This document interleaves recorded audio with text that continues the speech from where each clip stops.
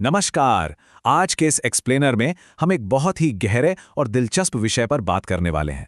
ओम और सूर्य, यानी ब्रह्मांड की सबसे पहली ध्वनि और सबसे अहम प्रकाश का अद्भुत संगम।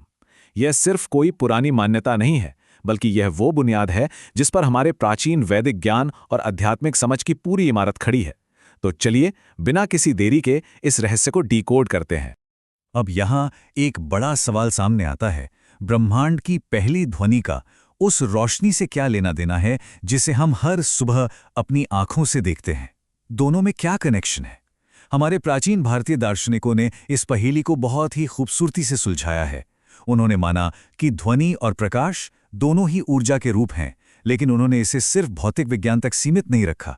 उन्होंने इसे सीधे हमारी चेतना से जोड़ दिया। भाग 1, मूल तत्व। आइए ध्वनि और प्रकाश के इस कॉन्सेप्ट को थोड़ा और गहराई से समझते हैं। इसे समझने के लिए एक बहुत ही शानदार तुलना की जा सकती है। एक तरफ है ओम, जिसे हमारी भीतरी ध्वनि या कहें कि देवत्व का बीज माना गया है, और दूसरी तरफ है सूर्य, यानी बाहरी प्रकाश, एक विशाल चमकता हुआ वृक्ष। जरा इमेजिन कीजिए, ओम वो अदृश्य बीज है जिससे ये पूरी सृष्टि पैदा हुई, और सूर्य उसी बीज का एकदम साक्षात चमकता हुआ और दिखाई देने वाला रूप है। ये दोनों कोई अलग अलग चीजें नहीं हैं, बल्कि एक ही प्रक्रिया के दो हिस्से हैं। हमारे प्राचीन ग्रंथों में इसके लिए एक बहुत ही सटीक शब्द है, दृश्य ब्रह्म। ये कॉन्सेप्ट वाकई कमाल का है। प्राचीन विद्वानों के लिए सूर्य आसमान में चमकने वाला महज एक आग का गोला या खगोलीय पिंड नहीं था। उनके लिए सूर्य उस परम वास्तविकता का, उस परमेश्वर का साक्षात दिखाई देने वाला रूप है। पूरे वैदिक साहित्य में जब उपनिषद ओम को दुनिया का आधार बताते हैं, तो सूर्य उसी आधार का प्रत्यक्ष प्रकाश बनकर हमारे सामने आता है। इसी वजह से ऋग्वेद में सूर्य को सविता कहा गया है। अब सविता का मतलब क्या है? सविता वो ब्रह्मांडीय शक्ति है जो इंसान की चेतना को, हमारी कॉन्शियसनेस को जगाती है। जब कोई ओम का उच्चारण करता है तो वो भीतर सोए हुए आत्म प्रकाश को जगाता है। ठीक वैसे ही जैसे सूर्य उसी आत्म प्रकाश का बाहरी प्रतीक है जो हर सुबह पूरी दुनिया को नींद से जगाता है। और इस बात को एकदम पक्का करता है ये प्राचीन श्लोक, सूर्यो आत्मा जगतस्थस्थुषश्च। इसका सीधा सा अर्थ है कि सूर्य ही इस ब्रह्मांड की आत्मा है। हिंदू दर्शन में सूर्य को हमेशा से आत्मा के सबसे बड़े प्रतीक के रूप में देखा गया है। बिल्कुल वैसे ही जैसे आत्मा हमारे शरीर को चलाती है, सूर्य इस पूरे ब्रह्मांड को जीवन और ऊर्जा देता है। भाग 2, ब्रह्मांडीय दर्पण। चलिए अब देखते हैं कि हमारी चेतना और सूर्य का चक्र आपस में कैसे जुड़े हैं। पुराणों और उपनिषदों में स्पष्ट रूप से बताया गया है कि सृष्टि की शुरुआत में जो सबसे पहला स्पंदन यानी वाइब्रेशन हुआ, वो ओम ही था। इसी ओम ने पंच महाभूतों, समय और ब्रह्मांडीय प्रकाश को जन्म दिया। और हैरानी की बात देखिए, ये बात आज के आधुनिक विज्ञान के एनर्जी वेव्स या ऊर्जा तरंगों के सिद्धांत से कितनी ज्यादा मिलती जुलती है।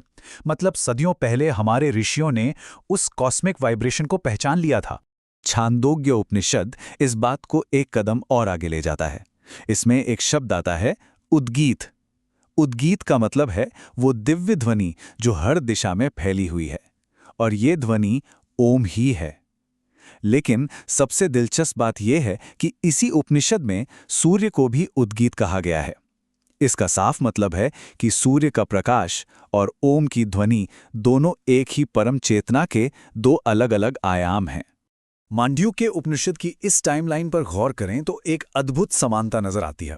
ओम को चेतना की 4 अवस्थाओं का प्रतीक माना गया है, और सूर्य का दैनिक चक्र बिल्कुल इसी टाइमलाइन को फॉलो करता है। सूर्योदय का मतलब है जागृत यानी जागने की अवस्था।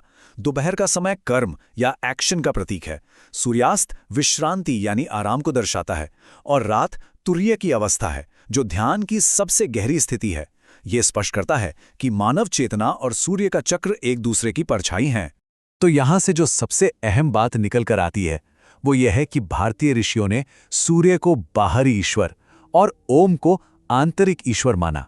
जब कोई ध्यान में बैठ के ओम का जाप करता है तो वो अपने भीतर के देवत्व से कनेक्ट होता है, और जब वही इंसान बाहर चमकते हुए सूर्य को देखता है तो वो उसी देवत्व को अपने आसपास महसूस करता है। भाग 3, आंतरिक जागरण। अब इस ज्ञान को अपनी रोजमर्रा की जिंदगी में कैसे उतारें, आइए देखते हैं। सुबह सूर्य की उपासना करते समय ओम सूर्याय नमः या ओम रवैये नमः जैसे मंत्रों का इस्तेमाल किया जाता है। लेकिन क्या कभी सोचा है कि इन मंत्रों की शुरुआत हमेशा ओम से ही क्यों होती है? क्योंकि बिना इस आदि ध्वनि के कोई भी आध्यात्मिक अभ्यास पूरा नहीं होता। ओम से शुरू होने वाले ही मंत्र हमें सीधे उस ब्रह्मांडीय ऊर्जा या कॉस्मिक एनर्जी के साथ ट्यून कर देते हैं। इस दैनिक साधना के कुछ बेहद आसान और प्रैक्टिकल स्टेप्स हैं।